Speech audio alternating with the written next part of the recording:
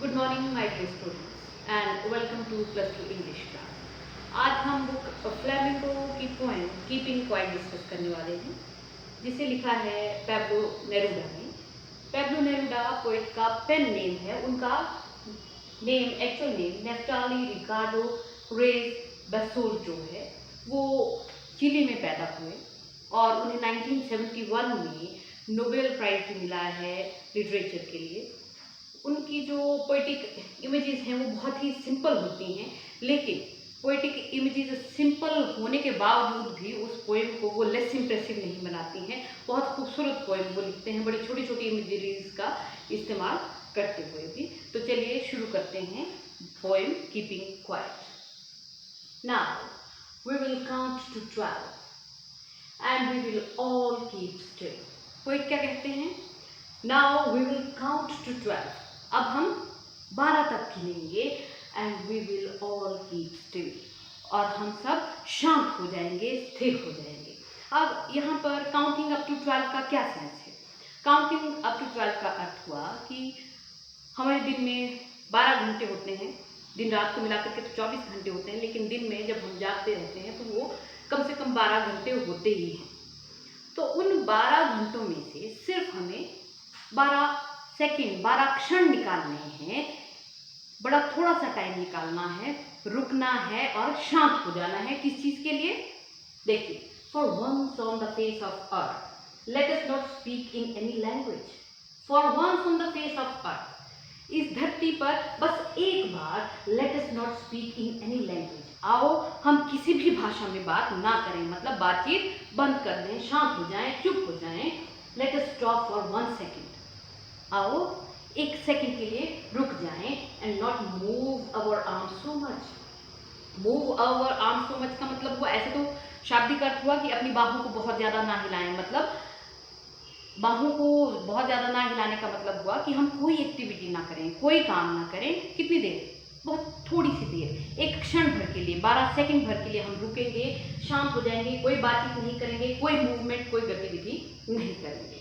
It would be an exotic होता है full of ecstatic pleasure. Ecstatic pleasure means परम आनंद, बहुत ज्यादा आनंद, बहुत ज्यादा प्लेजर वाली स्थिति जो होती है उसको कहते हैं एग्जॉटिक। तो ये कैसा क्षण होगा? It would be an exotic moment, ये एक परम आनंद से भरा हुआ क्षण होगा। विदाउट रश, रश होता है जल्दबाजी, हेस्टीनेस।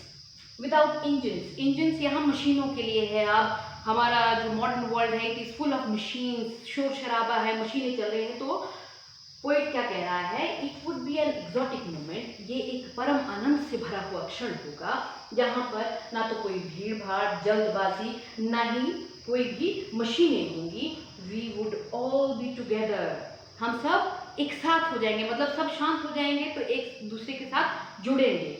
इन अ सडन स्ट्रेंजनेस, अचानक ही बड़े अजीब ढंग से हम एक दूसरे के साथ जुड़ जाएंगे अगर हम क्षण भर के लिए रुक जाएंगे। ये बड़ा ही विचित्र क्षण होगा, बहुत ही आनंददायक क्षण होगा, जिसमें ना तो हमें कोई जल्दबाजी होगी, ना कोई मशीनें होंगी, और हम सब एक साथ होंगे।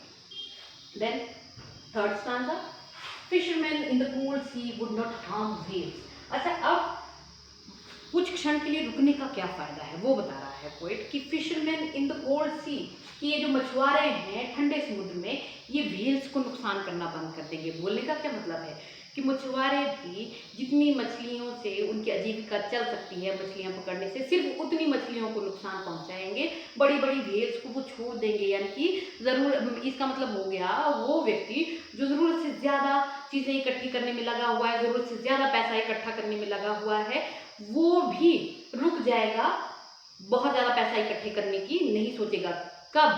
जब वो कुछ क्षणों के लिए रुकेगा। और क्यों रुकेगा वो कुछ क्षणों के लिए? इंट्रोस्पेक्शन के लिए। इंट्रोस्पेक्शन हुआ अंतःनिरीक्षण, आत्मनिरीक्षण, खुद पर एक बार नजर डालना। तो इसलिए कहते हैं उसके बाद जो फिशरमैन है वो भी व्हेल्स को हार्म नहीं करेगा, बड़ी बड़ी मछलियों को नुकसान नहीं करेगा। And the man gathering salt, और वो व्यक्ति जो समुद्र के किनारे साल्ट इकट्ठा कर रहा है, would look at his hurt hands, वो अपने चोट पहुंचे हुए हाथों को देखेगा एक बार। मतलब वो देखेगा, फिर वही बात है कि ये जो संग्रह करने वाली प्रवृत्ति है ये रुक जाएगी आदमी की। वो देखेगा कि इतना चोट चोट पहुंचा रहा हूं मैं इस नमक को इकट्ठा करने के लिए, मेरे गुजारे लायक तो ऑलरेडी इकट्ठा हो गया है, तो मैं बहुत ज्यादा क्यों करूं इकट्ठा। तो इस चीज का इफेक्ट यही होगा लोगों पे कि अंतर्निरीक्षण के बाद लोग बहुत ज्यादा चीजें, पैसा या मटीरियलिस्टिक प्लेजर्स को इकट्ठा करने से पहले सोचेंगे एक बार। Those who prepare green wars, वो लोग, अब ग्रीन वॉर्ड्स का मतलब कलर से नहीं है, green wards, green means newness. वो लोग जो नए नए युद्ध के कारण तैयार करते हैं, मतलब झगड़े के नए नए कारण ढूंढते हैं।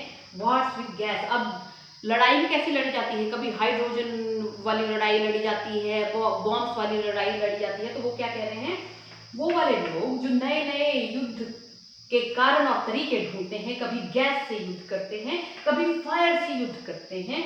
Victory with no survivor, survivor होते हैं जीवित बचने वाले। सर्वाइव करना, कोई भी व्यक्ति जो किसी पर्टिकुलर ऑडियल को से जीवित बच जाता है, अलाइव बच जाता है, उसको कहते हैं सर्वाइव करना। और ऐसे ऐसे युद्ध लड़ते हैं, ऐसे ऐसी विजय प्राप्त करते हैं युद्धों में। विक्ट्री हुआ जीतना, किसी चीज को विन करना, ऐसी ऐसी विक्ट्री प्राप्त करते हैं जिसमें कोई भी सर्वाइवर ना बचे, मतलब ऐसा युद्ध लड़ते हैं जिसमें सारे ही मर जाएं, कोई भी व्यक्ति जो है वो शत्रु के पक्ष का बच ना जाए। Would put on clean clothes, वो लोग भी क्या करेंगे, वो लोग जो युद्ध के कारण ढूंढते हैं, युद्ध नए नए युद्ध करते हैं, नुकसान पहुंचाते हैं, खूब खून खराबा करते हैं, वो भी साफ सुथरे कपड़े पहनेंगे। साफ सुथरे कपड़े पहनने का क्या अर्थ हुआ कि वो जो ब्लड स्टेन, खून से सने हुए कपड़े हैं, जो उनकी आत्मा के ऊपर भी वो खून के दाग पहुंच गए हैं, उससे वो निजात पाएंगे, यानी कि उस झगड़े वाली प्रवृत्ति से वो बाहर निकलेंगे। And walk about with their brothers, और अपने भाइयों के साथ, मतलब जिन लोगों को अब तक वो अपना एनिमी मानते आए हैं, उनके साथ वो टहलेंगे, घूमेंगे। In the shade doing nothing, shade छाया, छाया में घूमेंगे कुछ भी ना करते हुए, यानी कि युद्ध को रोक करके वो आराम से रुक जाएंगे। What I want should not be confused with total inactivity. Inactivity होता है inaction, मतलब कुछ भी ना करना, रुक जाना, निष्क्रिय हो जाना, without any action. तो पोएट आपको बता रहे हैं कि what I want should not be confused. जो मैं चाहता हूँ उससे आप ये कंफ्यूजन ना अपने मन में क्रिएट कर लें कि मैं टोटल इनएक्टिविटी चाहता हूँ, मैं टोटल निष्क्रियता चाहता हूँ। मतलब पोएट कह रहा है कि मैं ये नहीं चाहता हूँ कि आप लोग पूरी तरह से निष्क्रिय हो जाएं, कुछ भी काम ना करें। Life is what it is about, life वही है जो वो है, मतलब लाइफ चलने में ही है, जीने में ही है, जीवित रहने में ही है। मतलब कवि कह रहा है कि मैं नहीं चाहता हूँ कि आप बेजान हो जाएं, कुछ ना करें। लाइफ का मतलब, जीवन का मतलब जीने में ही है और चलने में ही है, जीवंत होने में ही है। I want no truck with death, मैं मृत्यु नहीं चाहता हूँ, मैं मौत नहीं चाहता, मतलब मैं ये नहीं चाहता हूँ कि आप मौत की तरह निष्क्रिय हो जाएं। मैं चाहता हूँ कि आप जीवन की तरह जीवंत होकर के जिए, चलें। If we were not so single minded, single minded होता है एक ही चीज की तरफ, एक ही गोल की तरफ पूरी अटेंशन डाइवर्ट कर देना। हिंदी में वो बोलेंगे इसको एकनिष्ठ होना।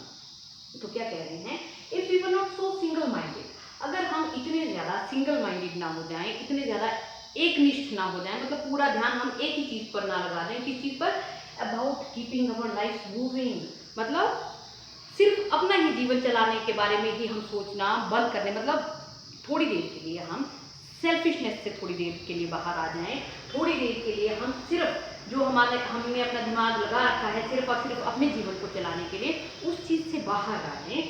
And for once could do nothing, बस सिर्फ एक बार हम कुछ ना करें। Perhaps a huge silence might interrupt this sadness. Perhaps a huge silence, तो शायद एक बहुत बड़ी चुप्पी जो है, huge बहुत बड़ी, ये जो बहुत बड़ी चुप्पी छाने वाली है उस स्थिति में, might interrupt करना होता है अवरोधित करना, बीच में रोक देना। this sadness, इस उदासी को शायद वो बहुत बड़ी चुप्पी जो है वो इंटरप्ट कर दे, रोक दे। अब कौन सी उदासी है, of never understanding ourselves and of threatening ourselves with death।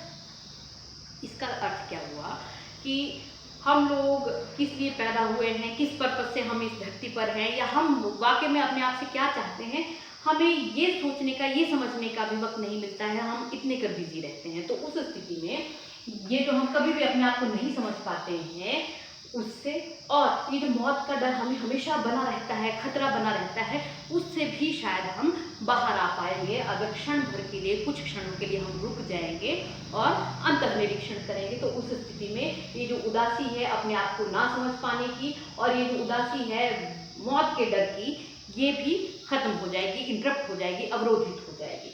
Perhaps the earth can teach us, शायद ये धरती हमें ये सबक सिखा सकती है। क्या सबक सिखा सकती है? As when everything seems dead, कि जब कई बार इस धरती पर हर चीज, सीम का होता है लगना, हर चीज मृत लगती है, मरी हुई लगती है, and later proves to be alive, लेकिन बाद में वही धरती जीवित साबित होती है। अब इसका क्या अर्थ हुआ है? इसीलिए बोला गया है कि पैब्लो नेरूदा जो है बड़ी सिंपल सी इमेजरी का इस्तेमाल करते हैं। अब यहाँ पर क्या इमेज इन्होंने इस्तेमाल की है कि सर्दियों के टाइम में जब हर चीज़ सूख जाती है, पेड़ों के पत्ते झड़ जाते हैं, घास सूख जाती है, तो ऐसा लगता है कि धरती के ऊपर कोई जीवन नहीं है, हर चीज़ मर गई है, कोई हरियाली नहीं है। लेकिन जैसे ही बरसात की एक फुहार पड़ती है, बारिश होती है, उसके बाद वो धरती फिर से जी उठती है, फिर से हरी भरी हो जाती है।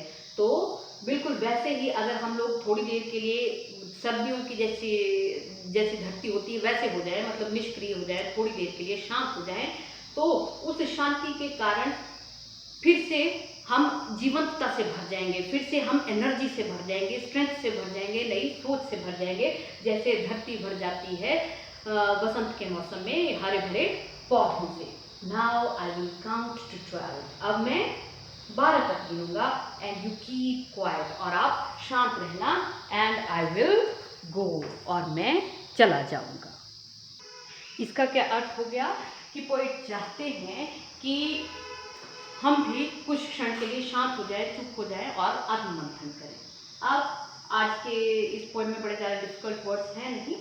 इंट्रोस्पेक्शन, आत्ममंथन, the process of deep thinking, exotic, unusual pleasure, परम आनंद, rush, haste, often too fast, inactivity, no activity, निष्क्रियता, single minded, having one goal, एकनिष्ठ होना।